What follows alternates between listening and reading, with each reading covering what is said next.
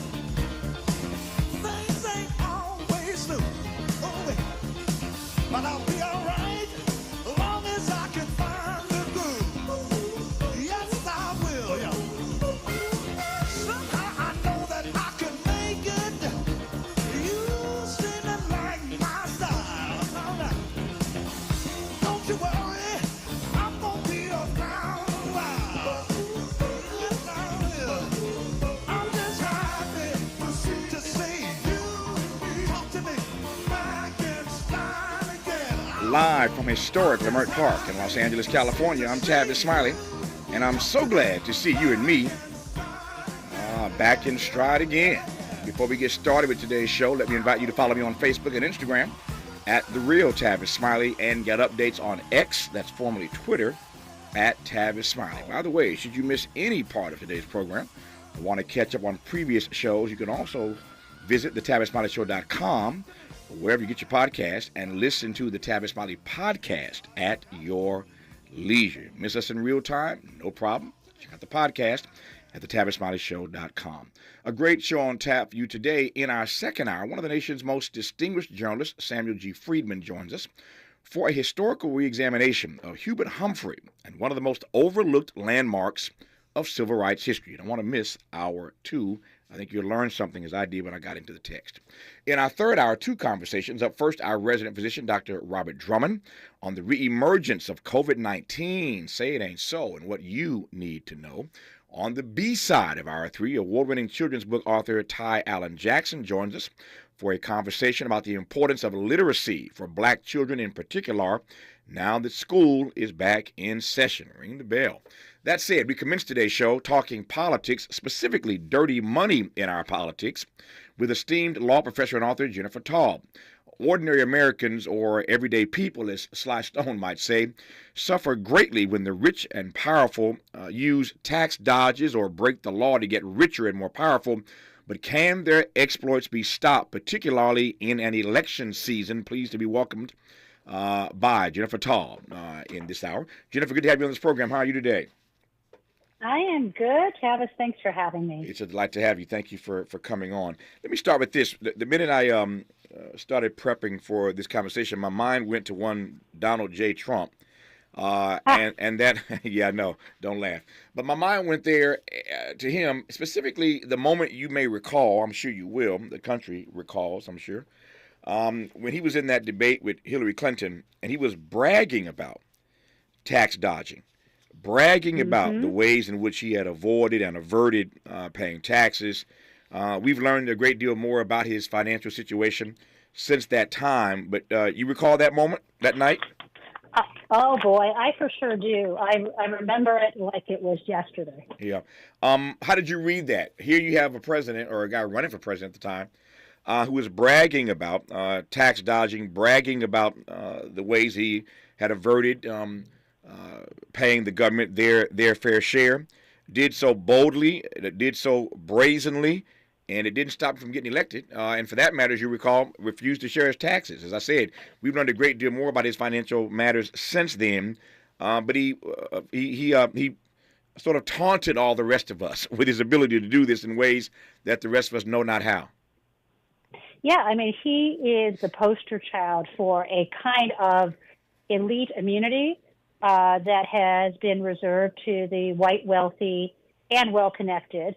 And his legal entanglements went back to when he was in his 20s. I mean, this is a guy who has had brush after brush with the law, and even in situations where the facts could have led to a criminal indictment, this is even before he was in the White House, they kind of used the light touch on him that a lot of people of his class and his demographic often get.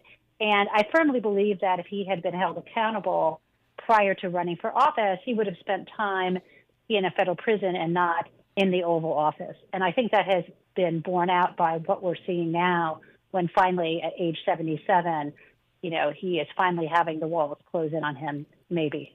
The other way to read that Trump moment, and we'll expand this conversation as we move through the hour, but the other way to read that moment is this. If the law allows for these sort of, what word am I looking for here? Shenanigans.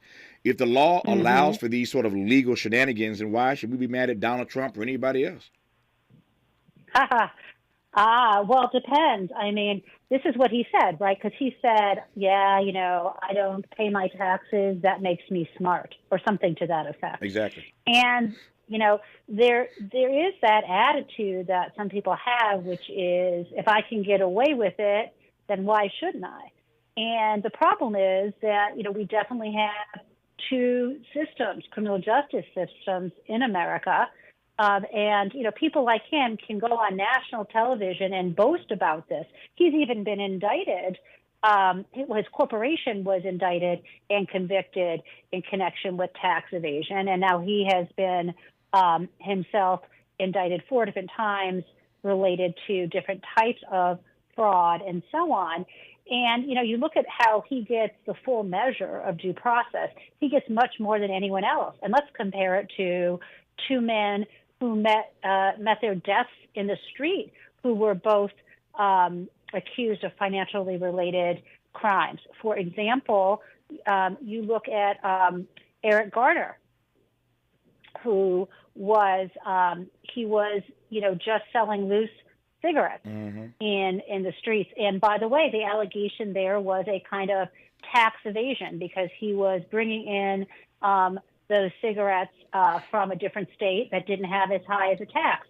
And what happens to him? He was doing kind of an arbitrage opportunity, exploiting the difference in price from one jurisdiction to another. On Wall Street, they make you a multimillionaire for that. For him, he got tackled and strangled in the street.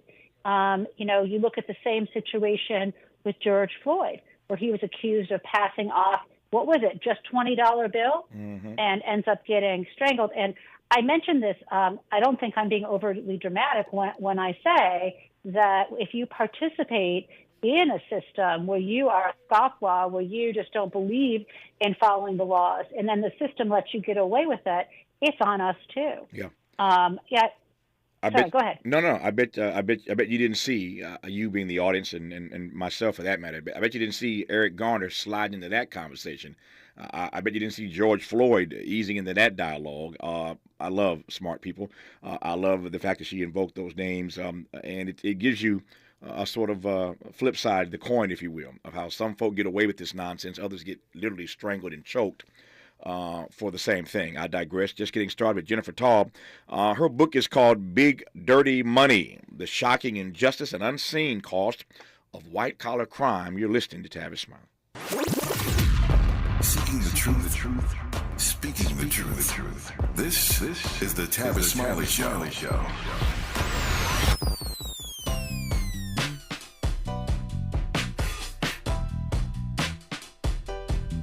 Escalade IQ. This the intro to the all-electric Cadillac, perfected like Zoom. And on a full charge, you get 450 miles without the stop. Haiku. This is what I do. Daddy fat intellect since 92. Linked all the way back, panoramic roof. Come with 24-inch rim standard. Ooh, why? Shawty don't kill him. Cadillac diamond in the back, cold chillin'. And when I'm on attack, on the track is no ceiling. Sky's the limit. You hear me? You hear me? Straight drop, no parachutes. Lay lines like a longitude and latitude. Deal it, beloved, clearly we're hustling. Bustin', truckin'. Cadillac. For more on the Escalade IQ, visit catblack.com. Available late 2024. GM estimate 450 mile range on a full charge based on development testing and/or analytical projection consistent with the CHA 1634 revision 2017 MCT. Range subject to change prior to production. Annual rates may vary based on service factors, including ambience temperature, terrain, battery age, and condition loading, and how you use and maintain your vehicle.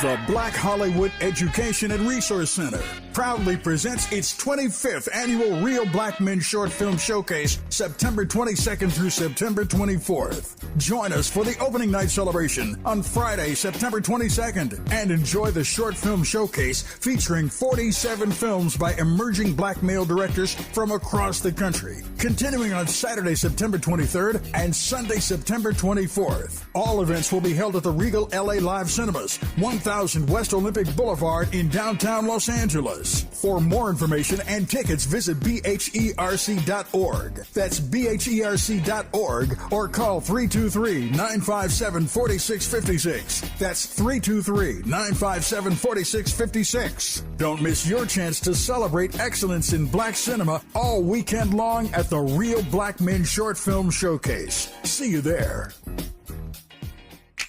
For all of us, this generation and the next, there is simply no place in our lives for litter. And yet, it's everywhere we look. And unfortunately, it does belong to all of us. So, let's come together and create a litter-free, clean California, once and for all. Remember to properly dispose of your trash and recycling. Secure truckloads with tarps to keep debris from flying out. Clean out your car when you're at a gas station. Take pride in your community by organizing a cleanup event. Or join a cleanup event near you. Zero litter is the goal. Join us at cleanca.com. That's cleanca.com. Let's do it together. Brought to you by Caltrans. cleanca.com.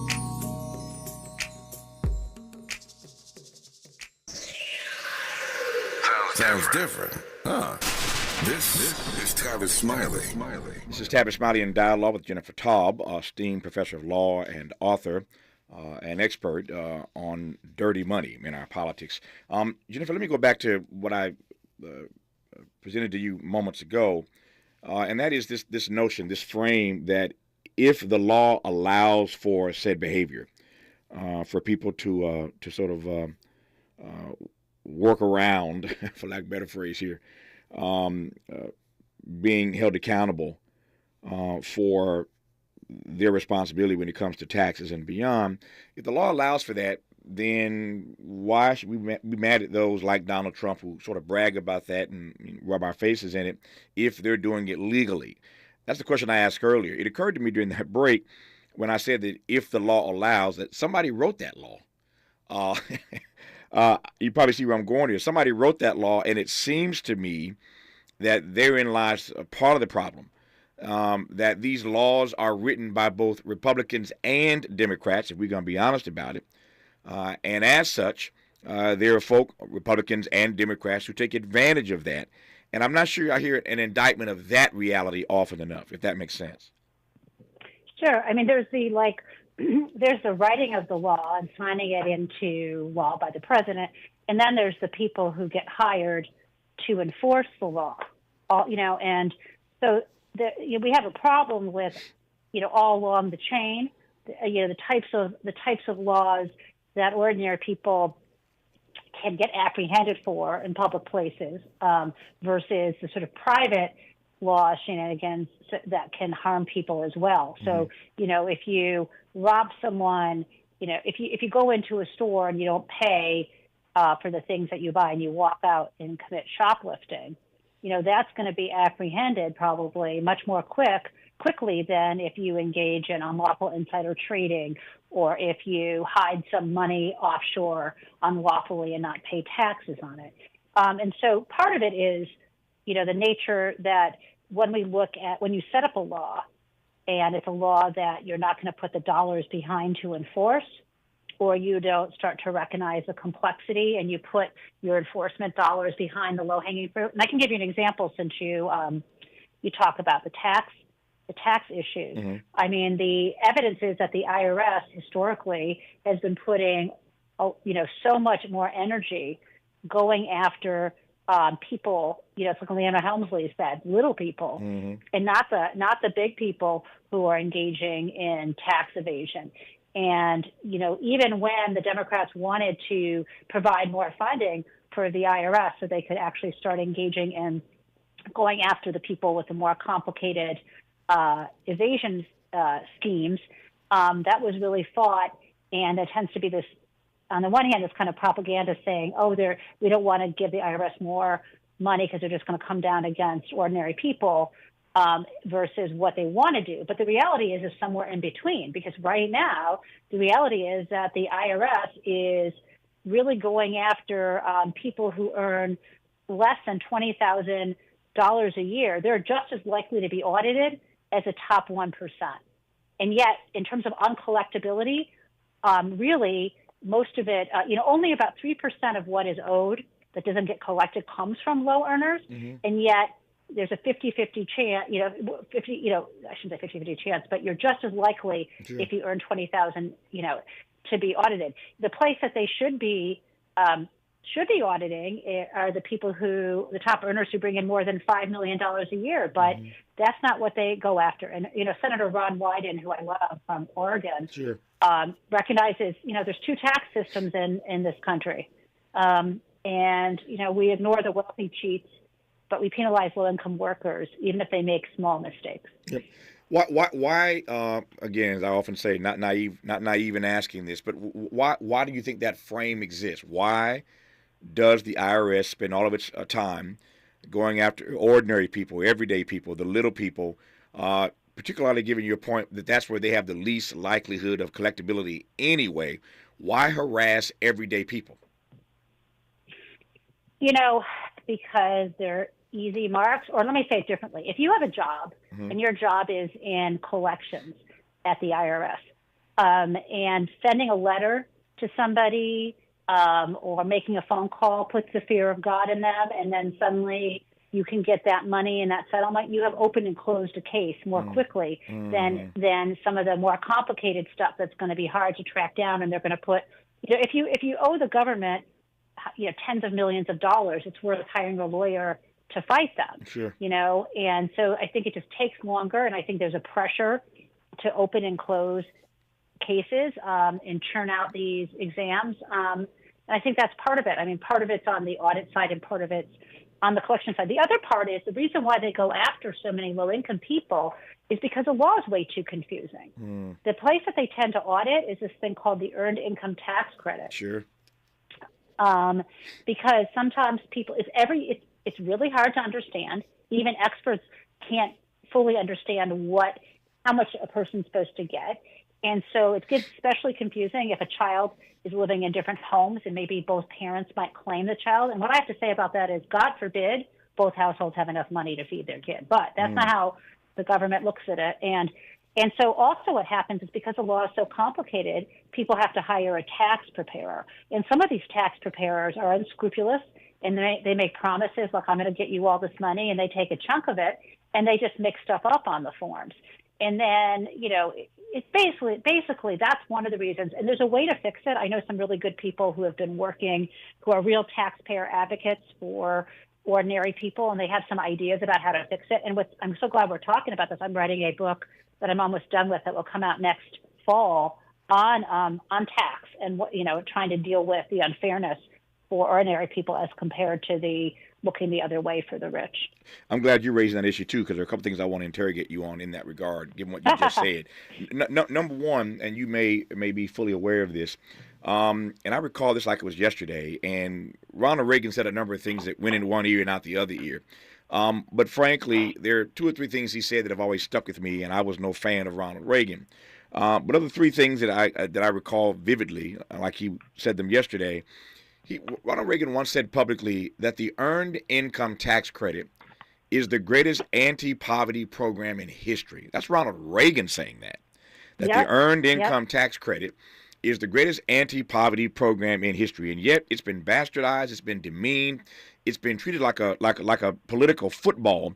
What is it about this Earned Income Tax Credit that always keeps us fighting over it, that allows the IRS, quite frankly, to exploit it and go after everyday people, when Ronald Reagan says it's a great anti-poverty program? I think, so I guess there's 2 things. I agree. I would couple that today, in addition to the Earned Income Tax Credit, where we actually have the government giving people money. I also think the child tax credit that came up, that is not work-based, that tax credit is also, it's lifted so many people out of poverty. I think that what a friend of mine, who's a law professor, Leslie Book, he teaches at Vanderbilt, recommended, I think this makes so much sense, is that we need to separate the part of the IRS where the employees are tasked with auditing and collecting and kind of enforcing, right, from the part that's dealing with giving benefits to people. Like the Earned Income Tax Credit is a really important benefit, as you mentioned, Ronald Reagan and others, to lift people out of poverty, but it's confusing and the rules change every year. And you really should have a different division of, like the IRS is part of, broken out of the IRS, call it, it could be sort of under the same budget, but you could call it something else, like the, family assistance, or the family assistance service, or something, FAST or something like that. And have it be that they're there to help you fill out those forms correctly, that they're not there to, hurt people and tie up their tax return with crazy audits and penalties, but that they're there to actually help you get it right, make the correction, and get you the money that you need. I think that's one thing. I think the other thing that I've heard that made a lot of sense, the success of the child tax credit during COVID, was that it came out monthly. And it makes a lot of sense to have, anytime you're giving a family or a household money, having it come on a monthly basis has a benefit in that you're not going to get as many of these unscrupulous people around tax time trying to take a big chunk of it. And also the money is going to be coming in when you need it every month, and it's just going to be better. So I think there's a lot. I'm so supportive of the ITC. I'm also supportive of the child tax credit. And I think it needs to be set. I think the people who deal with families should be helpful, not looking to trip them up and put them in jail. We're talking with Jennifer Taub, esteemed professor of law, about big dirty money. It's a big conversation. We're covering a lot of ground, but that's our essential theme in this hour. We'll get back to the big dirty money piece in just a moment.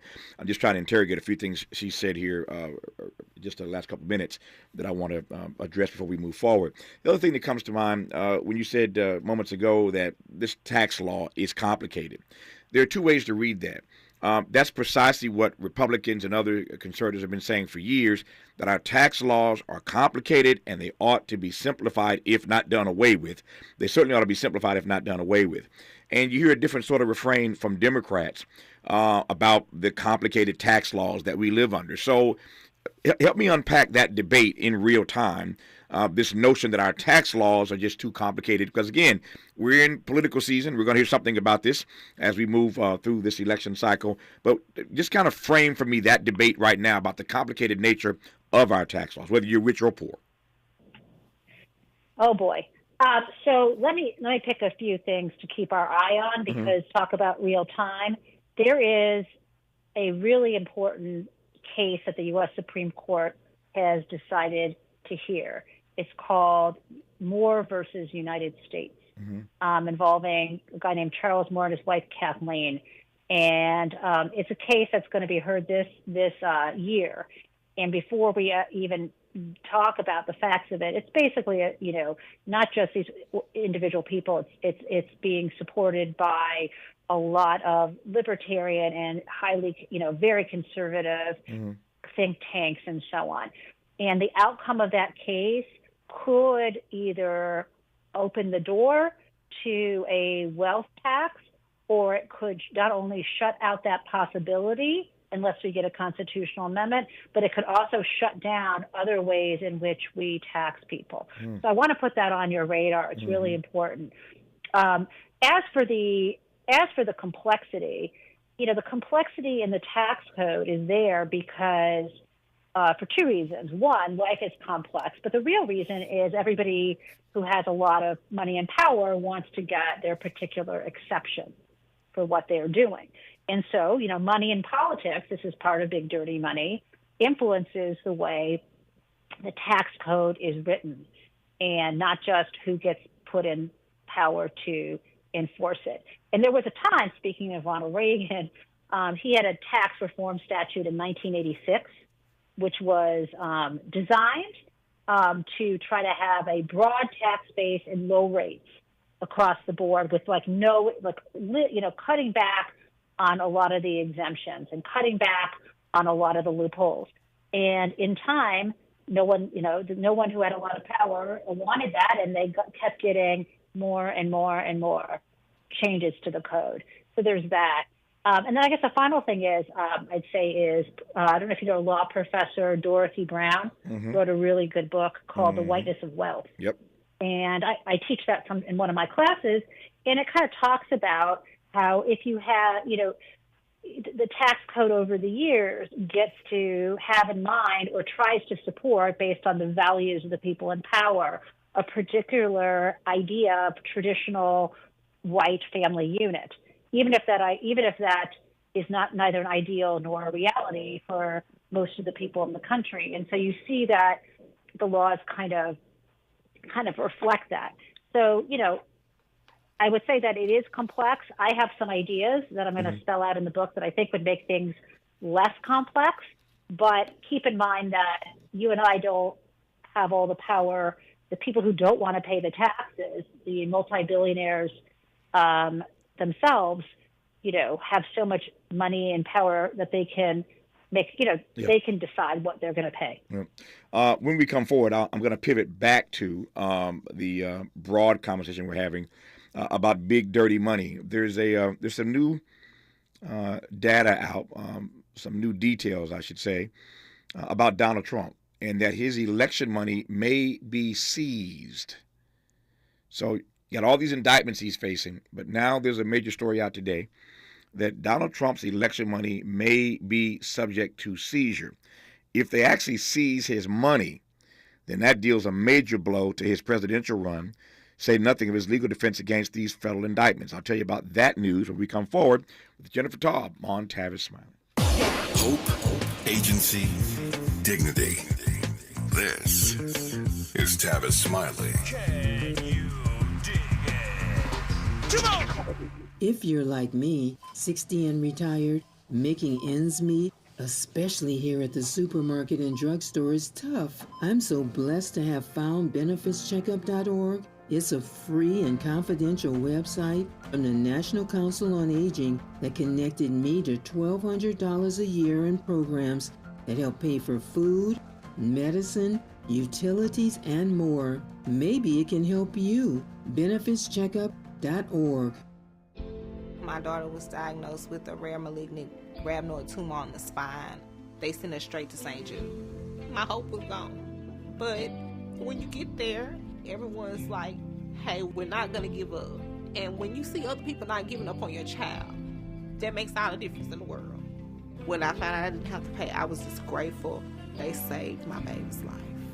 Finding cures, saving children. Learn more at stjude.org.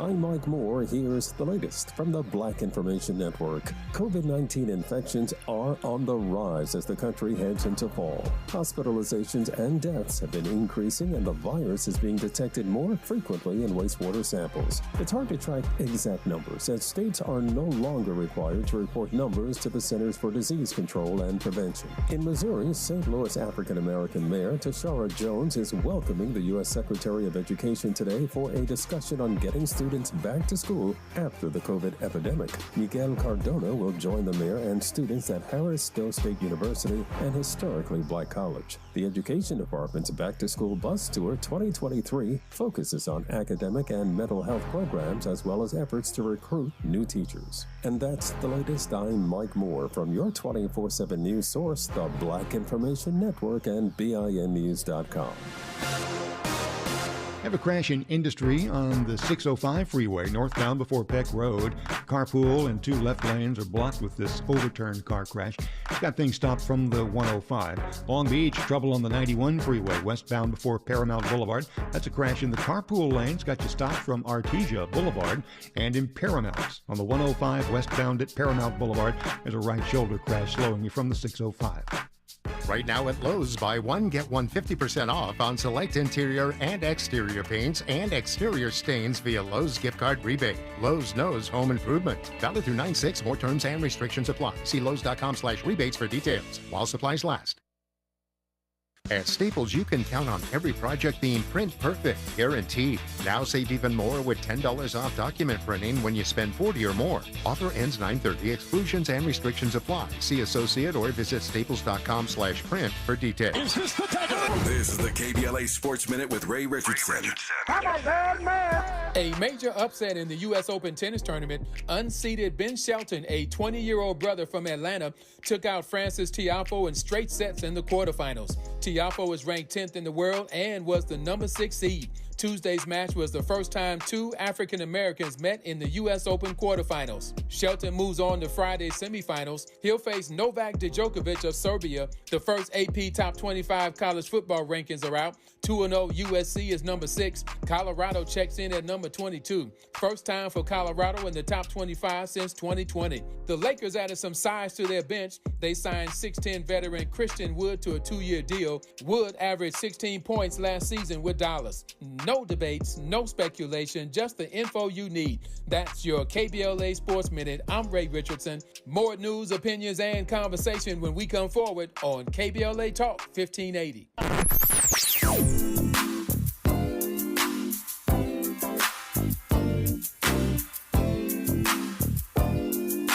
This is KBLA Talk 1580.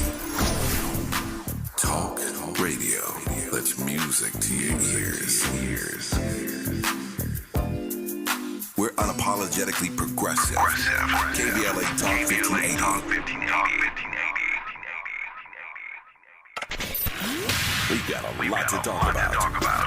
I'm Reverend Gerald, the life coach. Is someone you love struggling with addiction and mental illness? Is improving your family's health important? Want to leave a legacy that your family can grow? Are you ready to enhance your perception of life experiences? Then wake up weekends at 7 a.m. with Urban Family Focus and get the wisdom, opportunity, resources, and motivation to live your best life. Join the conversation on Urban Family Focus Saturday and Sunday at 7 a.m. Unapologetically progressive. KBLA Talk 1580.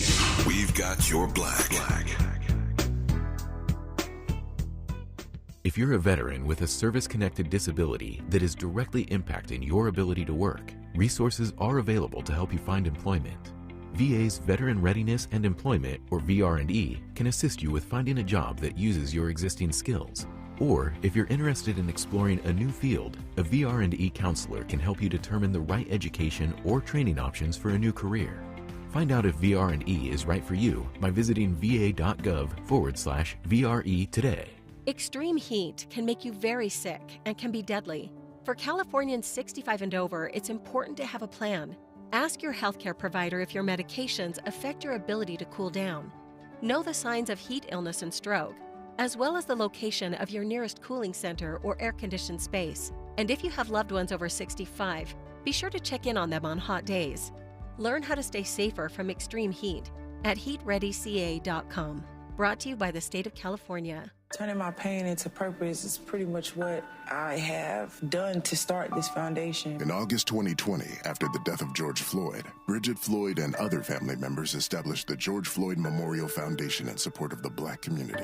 It's going to take more than just us as a foundation. It's going to take the community, the world, to make a change. Fight for racial justice for the Black community. Learn how at lovehasnolabels.com. Brought to you by Love Has No Labels and the Ad Council.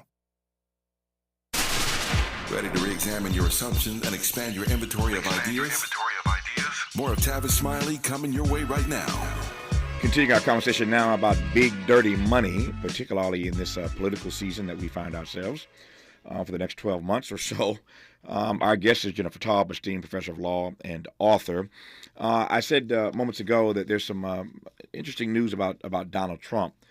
We've been talking, of course, about all these indictments and about his campaign that continues for president unabated, at least at the moment.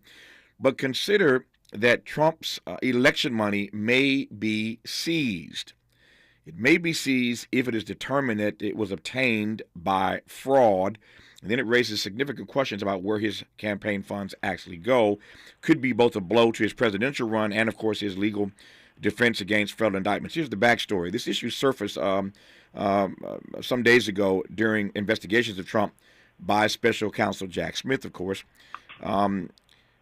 We are told that FBI General Counsel Andrew Weissman is questioning people in connection to the money raised by Trump's Save America PAC, his political action committee, after he lost the 2020 presidential election. If it is determined that some of this money was raised illegally, then it could lead to what's called a pretrial forfeiture, and the result would be that the money would be frozen. And there are a couple ways to read this, and I want to get your take on it, Jennifer Taub. One way to read this is that we're learning more, obviously, about Donald Trump's shenanigans, to use a word that I raised earlier. The other way to read this is that this is the kind of stuff that empowers and frustrates, infuriates his followers. That every other day we seem to find another story about something else they're looking into vis-a-vis Donald Trump. And it just adds to this notion, this narrative, that there is a witch hunt against Donald Trump. But since we're talking about big, dirty money, I yield to you. You know, the tough thing, thank you, Tavis. I mean, the tough thing is, he engages in a lot of criminal behavior. Mm-hmm. And, no matter if you don't enforce against him, he hollers. And if you go after him, he hollers. So it's kind of like he's a phenomenon similar to a combination between a seasoned con artist and an authoritarian dictator, because he's figured out the angles. He figured out how to whip up support from his most devoted following. So if you back off of him, he'll say, see, they had nothing on me. And if you go after him, he'll say, see, it's a witch hunt. He's got the script. He's like, one of those dolls you pull the string, and he's going to say, he's got his recorded line no matter what is in front of him. So it's quite difficult. Whether or not they engage in a pretrial asset forfeiture, it's a good question. The trouble with doing is that he'll just use it as another fundraising technique anyway. I think the bigger question for me is whether there is evidence to bring a kind of wire fraud, which is essentially just federal, just using internet or phones or what have you to engage in a kind of fraud, a scheme to deprive people of money or property based on fraud or fraudulent pretenses. And what Jack Smith, as you know, is looking into is whether the post-2020, his political action committee was reaching out to people and knowingly making false claims about his election loss. Yeah. And if they can find that evidence, the people involved in that, whether it's him or the others involved with the PAC or others facilitating that alleged fraud, not only would they go to jail, but the money could be frozen ahead of, if it's the proceeds of fraud, ahead of it. But you make a good point, which is no matter what happens, he's going to make hay out of it. Yep. Well, two things. One, I can't imagine that whatever they potentially seize, should they seize anything at all, whatever they seize, I can't imagine he wouldn't raise double that, just letting people know this is what they just did to me. If they take $7 million, he may raise 14. So I'm not surprised, to your point, wouldn't be surprised how he would use this story. But the story is that they are now digging into his campaign money to see if any of this money was obtained by fraud. And if so, they're going to freeze it. And that's going to impact his campaign, as I said earlier, and his defense. That said, what's fascinating about this, for me, about this story, is the ways in which you were saying earlier that we tend to go after the IRS, that is, goes after everyday, the government goes after everyday people, and not persons who tend to be as wealthy as Donald Trump. And yet here we are now. This campaign season is underway. Political spending is soaring. The role of money in politics, once again, front and center.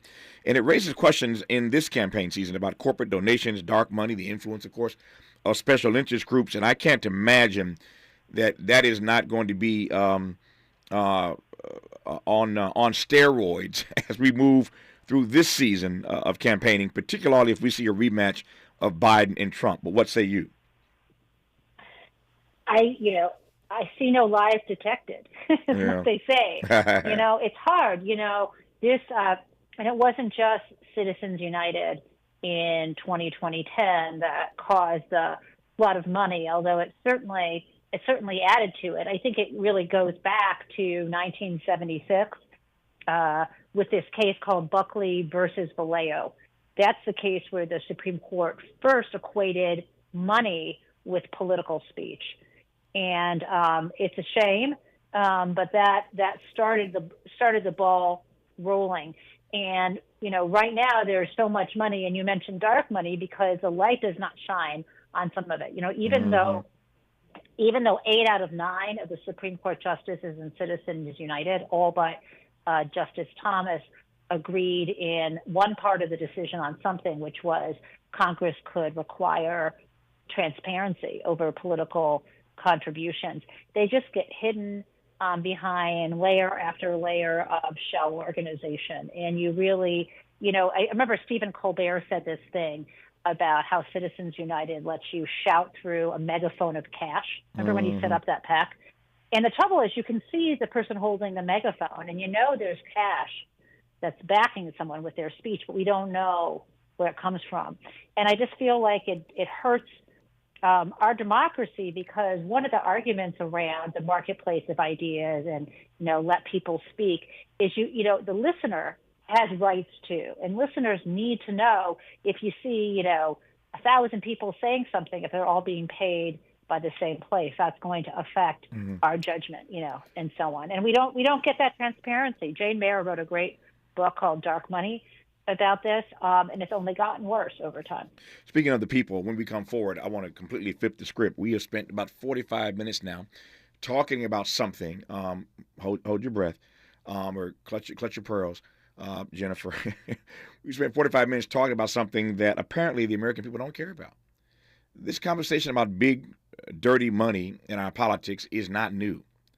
and yet not much has been done to address it. To your point just now, it's gotten worse, not better. So why have I spent 45 minutes of my life that I can't get back talking about something that nobody cares about? You're listening to Tavis Smiley. What's your quarrel with the world? You're listening to Tavis Smiley. What is dedication? My biggest fear in the middle of my addiction was that my kids wouldn't have a father. And I started thinking, you know what? This isn't my story. I definitely had to become a better man to be a better father. It's important to me that my kids are empowered and truly believe that if they can think it, they can do it. That's dedication. Visit fatherhood.gov to hear more. Brought to you by the U.S. Department of Health and Human Services and the Ad Council. Joey from Vermont, a farmer trying to get through the winter. Adriana from South Carolina, a single mother living paycheck to paycheck.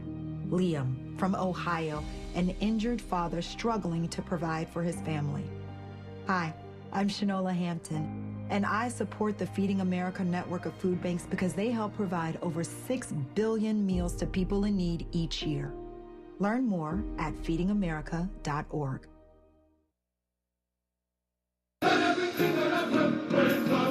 Extended Family Outreach Ministry presents Praise Fest 2023, Worthy to be Praised Conference and Concert, September 23rd, 10 a.m. to 6 p.m. at the Redondo Beach Performing Arts Center. Morning worship, keynote address, and conference featuring women in creative arts ministry and leadership sharing our stories, His glory, giving all praise, honor, thanksgiving, and glory to God. Don't miss the afternoon stand-up and sing praises concert with the Katinas, gospel singer Babby Nason, Three Daughters, and Kevin Click. That's Praise Fest 2023, Worthy to be Praised Conference and Concert, September 23rd, Redondo Beach Performing Arts Center. For more information and tickets, go to PraiseFest 2023 at Eventbrite.com. Plus, for the next 48 hours, use promo code KBLA48 to get your tickets free. You do not want to miss this day of praise. That's PraiseFest 2023 at Eventbrite.com.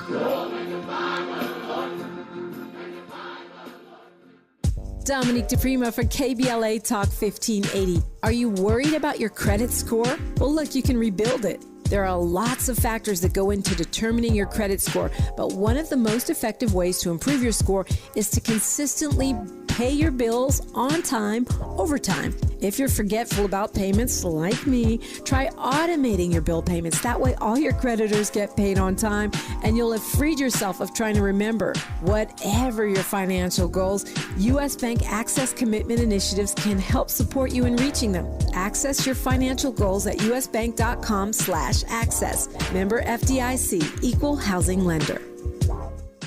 Hey, this is Zoe Williams, the voice of reason from KBLA Talk 1580. Listen, if you're in the market for the best prices and the fastest delivery for custom-made roller shade, LA Custom Blinds is the place to be. Schedule a free estimate and they will come to your house, measure your windows, and bring a variety of fabrics to choose from. And then come back and install it all for free. The best part is that their factory is located right here in downtown Los Angeles, so they make the shades really fast. All you got to do is go to lacustomblinds.com and schedule your free in-home estimate right now. Tell them Zoe Williams sent you. Who do you trust to get at the truth? Tavis Smiley. That's who. The conversation continues right now. So, Jennifer, I invited you on for this conversation. So clearly it underscores that this matters to me and it's something that ought to be discussed. And so I wasn't being dismissive of the subject matter with my last comment. What I was pointing to is that this is not new. And yet on the left and the right, Americans seem not to have this issue anywhere on their agenda, much less near the top of the agenda. And I don't know how to read that. Yeah, so it's interesting. It's hard. It's kind of abstract, right? Because like you and I are, we may be angry about it. We may see the injustice, but most people are, looking what is right in front of them. And unless they see the connection, why should it matter? And I think, to me, the connection is, if you're looking around your neighborhood and you're wondering, why is the playground, why doesn't it have, up-to-date equipment for kids to play with? Or if you're looking at the school your kids go to and the water fountains aren't working and there's not air conditioning and they're having a hard time hiring teachers. Or if you're wondering, things like, Why is it that Biden had this plan to cancel student debt and then suddenly that gets turned around? Like the stuff that affects people day to day, we have so much abundance in this country. We have so much possibility, and yet why doesn't everyone have, share in that prosperity? And the answer to that question is because when it comes to, for example, tax, some people aren't paying their fair share. When it comes to allocating public money, which is what the Treasury, collects, or what money is created, whether through the banking system or through, the Fed is always printing money. Why is that getting siphoned off into certain pockets? Why are some people hoarding it? Because the hoarding of wealth is what hurts us all. Yep. And so, that's the story. It's like water. Like you think about in a drought, some people are hoarding the water and others don't have anything to drink. I think the other reason why this doesn't resonate necessarily with many fellow citizens is because when we think of big dirty money, white collar crime, this cesspool that is our politics these days, this financial cesspool, if you will. I think we tend to think of this conversation as having no victims. We see these as victimless crimes, and I think that may be one of the reasons why it doesn't resonate either. Your thoughts on that? Yeah, I mean, I totally agree with you, and I'm glad that you prompted that for me because I devote a chapter to victims because I do think people see white-collar crime as victimless, and, there are direct and indirect victims. And the example, you look at, one of the biggest white-collar crimes of our era is what happened with the opioid epidemic, with Purdue Pharma. And, the chapter on victims I wrote about in Big Dirty Money was called Victims in the Shadows, and I think the problem is the reason why we don't always see the victims is we always blame victims. Someone gets addicted, it's the victim's fault, even though we know the doctor shouldn't have been prescribing given that people have a propensity for addiction, and yet the pharmaceutical company lied in their marketing and lied about the studies claiming that this wouldn't be as addictive and it was equally addictive as other opioids, and then people move on to that. And the other examples are, when people violate the law when it comes to like EPA emissions. Why is your kid having trouble breathing and having asthma and all this stuff? There are all kinds of victims. Also, all the telemarketing fraud and even crypto fraud. There's a way that people are ashamed. Oh yeah, they're ashamed if they're victims. They don't want to talk about it, but victims are everywhere. Point well taken. These are not victimless crimes. I digress. Our remaining moments with Jennifer Taub when we come forward on Tavis Smiley. Interrogating and unpacking. That's what we do around here. You're listening to Tavis Smiley.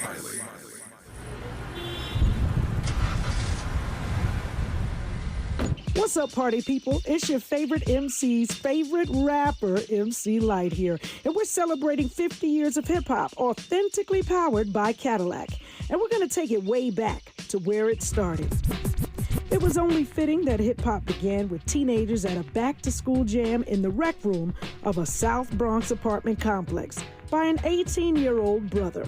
By the way, I'm also sure he had a Cadillac parked outside. He noticed the energy on the dance floor when he switched between two turntables, extending the beats, repeating the breaks, and never losing the rhythms. And that was the birth of hip-hop. And from that moment, it took off. For more on how Cadillac is celebrating hip-hop's 50th, visit Cadillac.com/audacity. Hey there, Los Angeles. This is James Lucky Jr., publisher and editor of Los Angeles News Observer. Are you hungry for news that matters to you in the African-American communities of Los Angeles? Well, buckle up, because we got the scoop you've been craving. Stay in the know and never miss a beat with our free weekly publications conveniently available near you. Or hop on the digital wave and become an exclusive subscriber at OGNSC.com. Don't forget to join the party on Instagram and Twitter at OGNSCINC for behind-the-scenes access and sizzling updates. No more FOMO. Let's stay informed, connected, and empowered together. The possibility of lung cancer can be pretty scary, especially if you're one of approximately 8 million current or former smokers at high risk. That's why SaveByTheScan.org wants you to know that now there's a breakthrough low-dose CT scan that can detect lung cancer early, and it only takes 60 seconds. You stop smoking. Now start screening. For an easy quiz to see if you're eligible, Visit SaveByTheScan.org. It could save your life. SaveByTheScan.org is brought to you by the American Lung Association's Lung Force Initiative and the Ad Council. JP Morgan Chase is building on the investments in California and around the country to help close the racial wealth gap and build a more equitable future. As part of JP Morgan Chase commitment, they are taking action to help improve financial wealth and access to banking in the Black community, helping more people open low-cost checking and savings accounts, hosting community seminars with supporting Black-led institutions by building awareness about financial investments, hiring community managers, and opening community center branches like Crenshaw, Inglewood, and downtown LA. Visit today, jpmorganchase.com/racial equity. Again, jpmorganchase.com/racial equity. Get the tools to help reach your financial goals. Visit today, jpmorganchase.com/racial equity. Again, jpmorganchase.com/racial equity.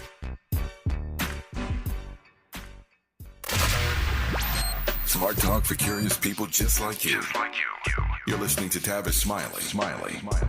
She's got a few minutes left here in conversation with esteemed law professor Jennifer Taub, author of the book Big Dirty Money.